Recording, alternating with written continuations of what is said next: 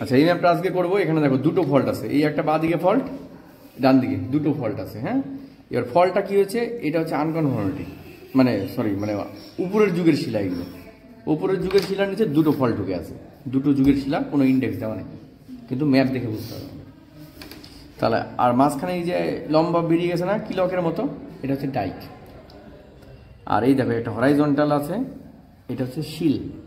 তাহলে বেডের যদি হরাইজন্টাল হয় তাকে বলে শিল, মানে এই একটা বেড মনে করো, এই বেডে যদি মাঝখানে এরকম হরাইজন্টাল থাকে, এরকম, এই দেখো বেডের সঙ্গে সমান্তরাল, বেডের সঙ্গে সমান্তরাল, তাহলে এটাকে বলা হয় শিল। আর বেডগুলোকে যদি ভেদ করে যদি কোনো বেরিয়ে যায় আগ্নেয়শিলা, তাহলে সেটা হচ্ছে ডাইক।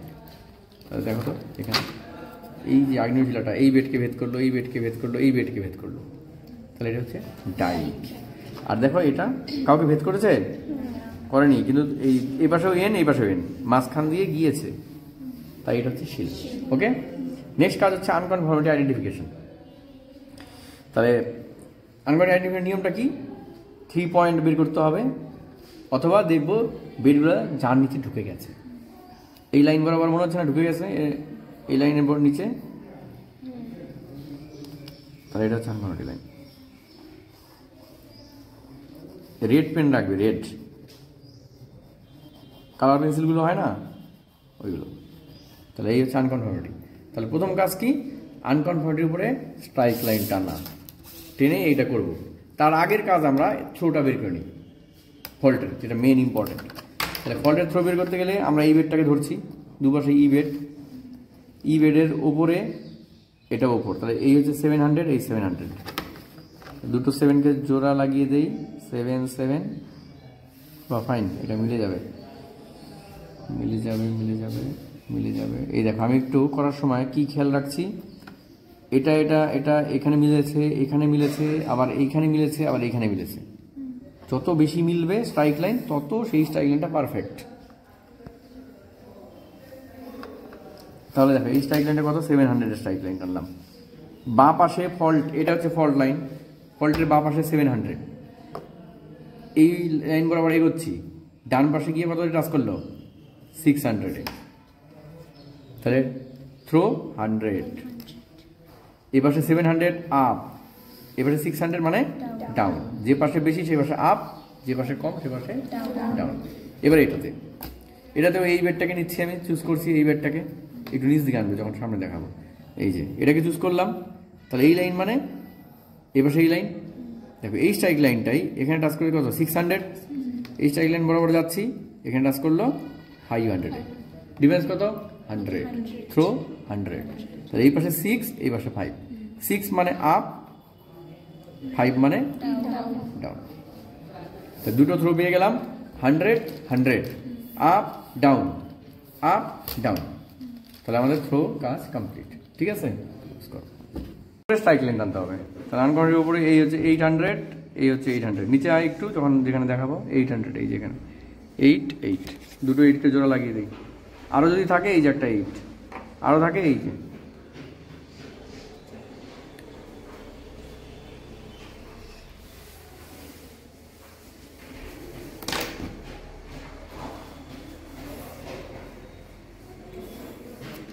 $800,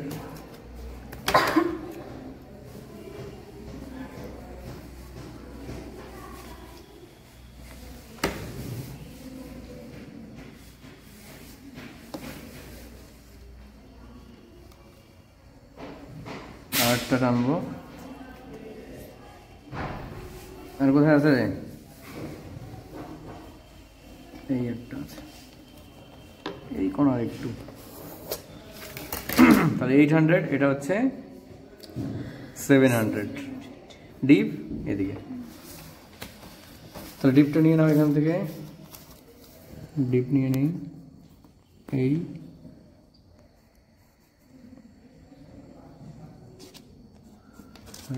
আমি এই ডিপটা যে কোনো জায়গায় বসাতে পারি, কিন্তু যেদিকে থাকবে সেদিকেই বসাবো।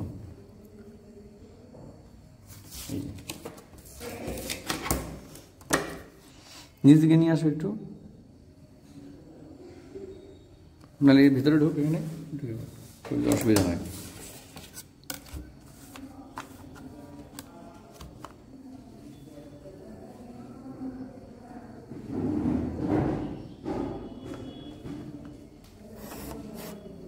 পজ কর, হয়ে গেছে। এবার ডিপ অনুযায়ী মানে থিকনেস অনুযায়ী আমরা কি করব, প্রত্যেকটা বেডের থিকনেস অনুযায়ী আমরা এগুলো বসিয়ে দেব।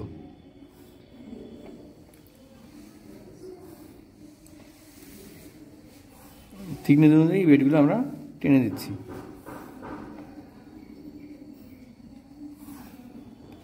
হয়ে গেল। এটা হচ্ছে আনকনফর্মিটি। এই কোনটা আনকনফর্মিটি ছিল? তার উপরটা।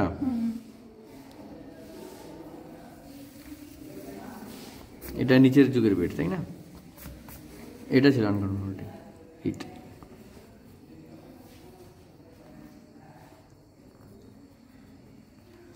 হয়ে গেল, একটা যুগের কাজ কমপ্লিট। আচ্ছা, এখানে এটা হচ্ছে জি বেড, মানে এটা হচ্ছে শিল, এটা শিল, এই ডিপ দিয়ে শিলটা হবে। এবার নেক্সট ডিপ এটা,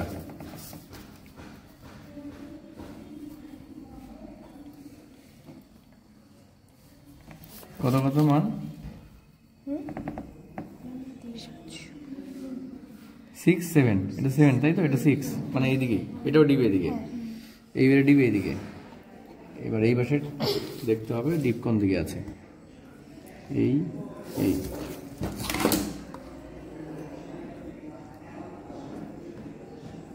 0.1 নামালাম,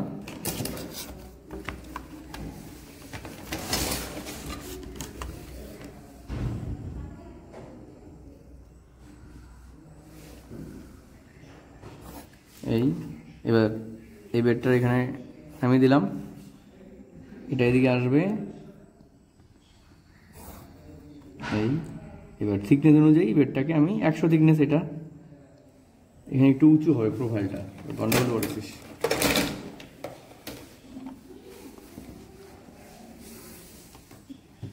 দেখো নাহলে 100 থিকনেস তো হচ্ছে না, এই যে দেখছিস, এটার থিকনেস 100 এই বেডটা, এই এরকম আছে, ঠিক আছে, হয়ে গেল। এবার এই এখানে থ্রো কত আছে? 100, তাহলে আপ ডাউন, এই পাশে আপ, তাই না? তাহলে 0.1 উঠিয়ে দিলাম,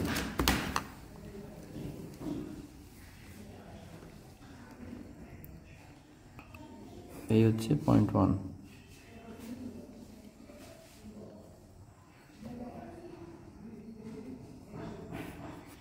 এই 100, এটা হচ্ছে ডাউন, এটা হচ্ছে আপ।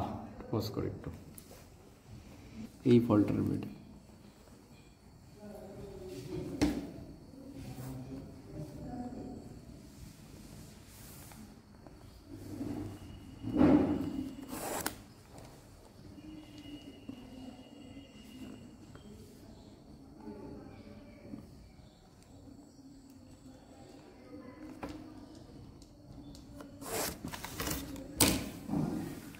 ছয় 5, এদিকে ডিপ,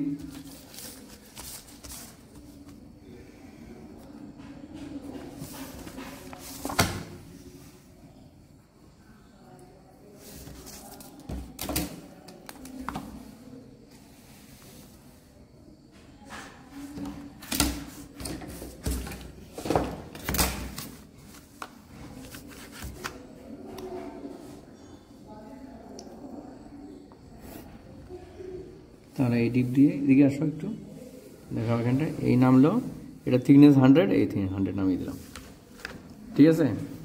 এবার ফল্ট দেখো ফাঁকা রয়ে গেছে, মানে ফল্টের এখানে কোনোভাবে বেড আমাদের এখানে টাচ করানো সম্ভব নয়, কারণ এটা হচ্ছে টি বেড, টি মানে ভেতরের একদম সবার নিচের বেড, তাহলে কিছু করার নেই আমাদের।